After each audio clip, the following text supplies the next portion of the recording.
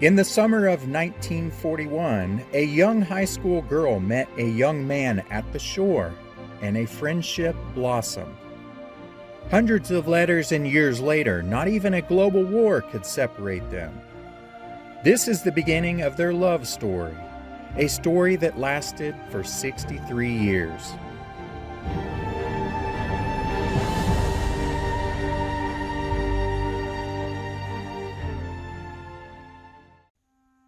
Wally was now assigned to the USS Denver CL-58, which was a Cleveland-class light cruiser. This ship was commissioned on October 15, 1942. The ship was about 610 feet long and weighed around 12,000 to 14,000 tons, depending on what was on there. It had a max speed of about 32 knots, and there were a total of 1,255 officers and enlisted on board.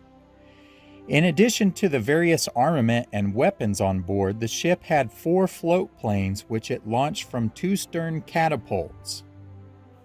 The Denver had been practicing operations on the East Coast, and on January 23, 1943, the ship set sail for the West Coast with Captain Thomas Darden in command.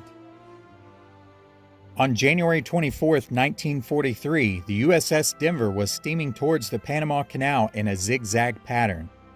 The ship was going in and out of general quarters as well as test firing shots from the 40mm. At 8:37 in the morning, they launched plane 4804 from the starboard catapult. It was piloted by Lieutenant E.M. Post and had the observer Haley W.J., who was an aviation radioman, 3rd class. At 8:45, they launched another plane, 4861, to the port side, piloted by Ensign Hazeltine, and had the observer Rasmussen J.M., who was a radioman, 1st class. At 10:05, the ship commenced steaming at various courses and speeds to recover the aircraft. At 10:16, plane 4804 crashed while attempting to land. They commenced maneuvering the ship to effect the rescue, and at 10:20, they recovered the observer in good physical condition. However, Lieutenant E.M. Post, the pilot, was never recovered. At 11:45, they hoisted in the crash boat and commenced maneuvering to recover the plane. At noon, they sank the wrecked plane by gunfire. At 12:09, they hooked onto the plane 4861. The recovery sled was carried away by the capsizing plane. At 12:16, they lowered the crash boat into the water and recovered both men at 12:25. Plane 4861 was sunk. Lieutenant Post had a memorial service on January 25th at 11:55 a.m. The ship then navigated through the Panama Canal and was stationed on the West Coast Pacific Fleet. February 4th, 1943. Dear Wally, where on earth have you been for the last 2 months? Out sailing the 7 seas, I suppose. Golly whiz, no letter for more than a month. You just can't be that busy.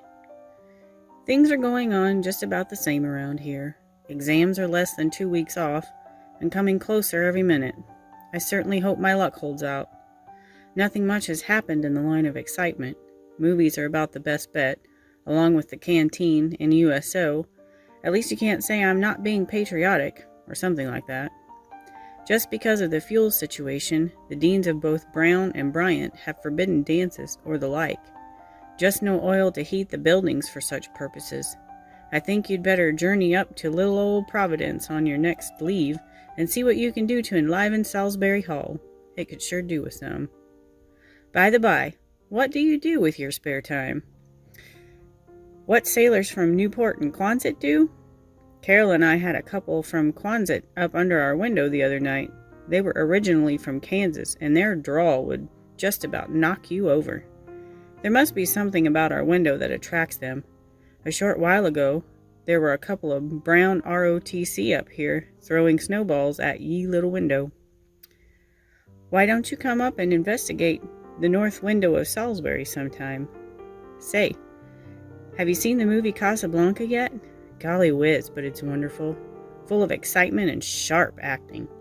Humphrey Bogart was at his best, and we just sat there and drooled. No fooling.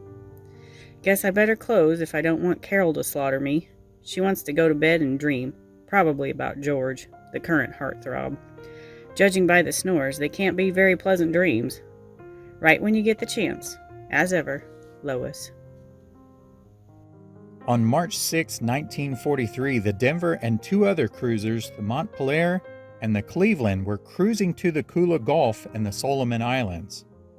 An unidentified target was reported at 1 in the morning, and at 1:01, the Montpelier opened fire to the starboard side and was followed by the Cleveland and the Denver opening fire. Two Japanese destroyers were sunk. Shore batteries and surface targets were then engaged. Seaman Second Class James William Thompson was pronounced dead from gun blast of turret guns at 1:25 in the morning.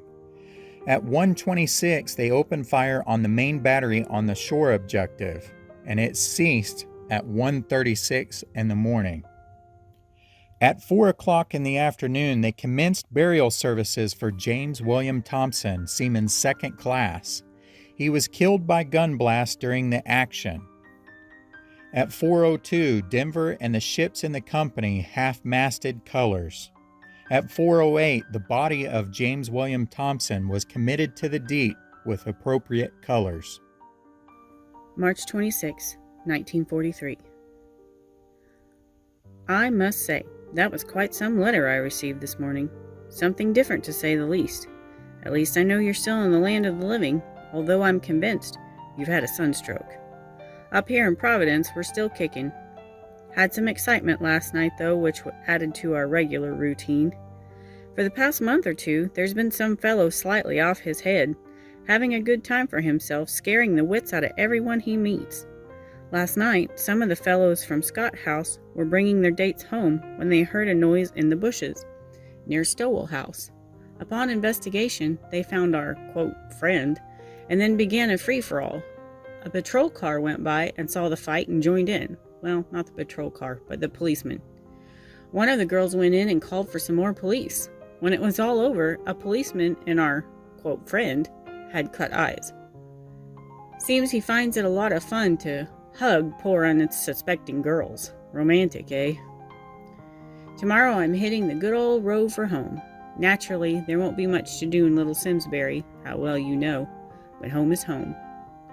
There really hasn't been too much for excitement around here lately. Movies, and more movies. I think I've seen just about every one produced since September. However, our little mice are diversions enough. Just about 12 o'clock, when we're all settled in for a nice snooze, they begin. They play tag with themselves for a while in the wastebasket. They rustle away in there for a while and end up nibbling away at our precious crackers. That is when we finally drag ourselves out of bed and scare them away. Once my roommate is asleep, she keeps them scared away by her snoring. She can snore. One night I practically shrieked my head off at her to wake up, but she just snored peacefully on. What a life. Well, Grumpy, I've got to go pack my duds for the weekend, and the hour is late, so be good, and don't have too many gals in every port. As ever, Lois.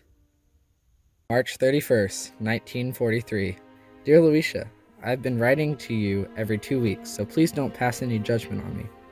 Received your letter of February 24th. Last 2 letters, you've been giving me the business for not writing, but I'm doing my best, believe me. I'm busy, Louisa. I go to classes every day. You don't believe me? Learning and love it too. Yes, Lois, I saw the picture Casablanca quite a spell ago and thought it superb. During my spare time, I read books or go get ice cream at the ship's store, or I play solitaire with myself. Better be careful, or someday you'll find me under your window at Salisbury. It will be a real sailor, though. Ha ha! I want you to understand, though, that with my time off, I don't go chasing after girls, and it's not because it's impossible either. So Carol's heartthrob is George, eh? And yours, oh what's that? Sincerely, Wally. April 15th, 1943.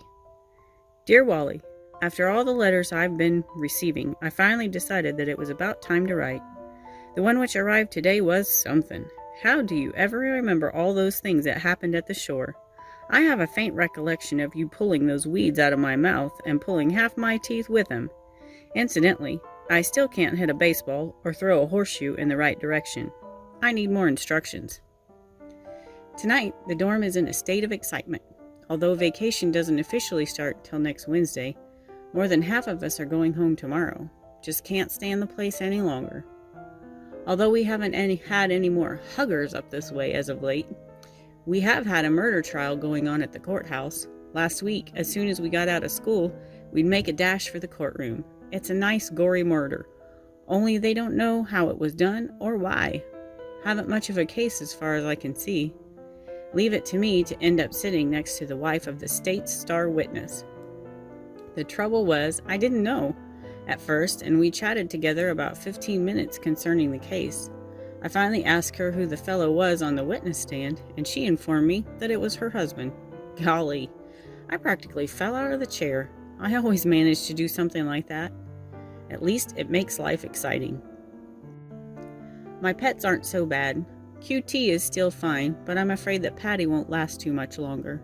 I just can't imagine what it would be like without her, but I suppose I'll have to learn. The sorority I belong to had a dance for servicemen about 2 weeks ago. Had lots of fun, and even more so when 2 pilots of the Royal Australian Air Force walked in. Don't exactly know how or why yet, but I had priorities on that deal. They were almost as nice as the South African sailors who were visiting down the street from me when I was home last. My trusty little roommate is pounding away on her typewriter tonight. She has an English manual to hand in tomorrow, and she just started it tonight. I'm going to have to sleep with the delightful sound of a typewriter in my ears. Nuts.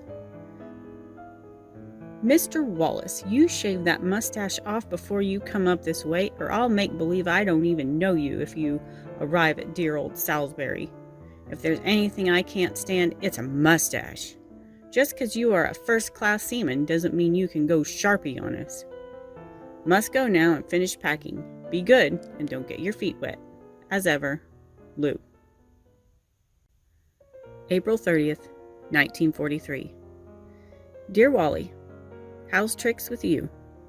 I hope by now you have a few more of my letters. Goodness knows I've written enough. Probably the censor holds them up. Bryant College hasn't seen much of me in the past 2 weeks because I've only been to school 2 days.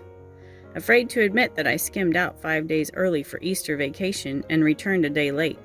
Then I only went to classes 1 day when I got a call to come home because of the death of my uncle. So I've got enough work to make up to keep me busy for a month. I'm trying to persuade Mom and Dad to let me change my cause and get out in June instead of waiting until August. I got a feeling it's going to be an awful lot during the summer months in Providence. However, the sorority I belong to is going to rent a cottage at Narragansett for a weekend. Ironical, eh? You probably remember my telling you that QT was okay, but Patty was getting old and feeble. Well, she died 2 weeks ago, and the place hasn't been the same since. Remember how I used to walk her every day at the shore? And you and Bob sitting on the steps with Bob whistling his head off. Those were the good old days. Sorry to report that it looks as if your Yankees were doomed. They're getting licked all over the place, and when Washington can do it, they're really slipping. For that matter, even the Hartford Senators could do the trick. I'll even go further and say that Simsbury High School could probably beat them. Providing they had a team, of course. Coach is in the Navy. No cracks, please. My dear little roommate simply can't stand baseball. So when it comes over the radio, we have a nice little argument. At the present, my radio has a frog in its throat, so we're using hers, and I can't argue too ferociously when she shuts the game off. It's going to be fun when mine gets going.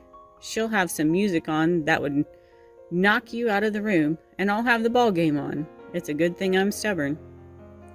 Huh! Look who's going to spank me. That will be the happy Saturday afternoon. Sometimes I just wonder what there is about me that people want to do that. Your dream almost came true yesterday, only I found a chair in a hurry before he got me. Wouldn't you just like to know what my heartthrob's name is? It's not George, I'll tell you that right now. Even Carol's off him now. At the present, she's drooling over some little man by the name of Bob. The only hitch is he stood her up one night, and she wrote him such a letter that it's a wonder it didn't burn up in the mail. What I go through with Carol and her boyfriends would require a book.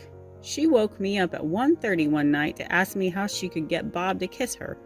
I told her that if she couldn't get him to do it herself, she didn't deserve it. Not satisfied with that answer, she got up and went into the next room to ask the same question. Sometimes I think she's minus something in what she calls a head. At least there's never a dull moment with her along. Remember, I warned you about that mustache. Well, I'm out of news now, so I'll leave you to your discretion. As ever, Lois.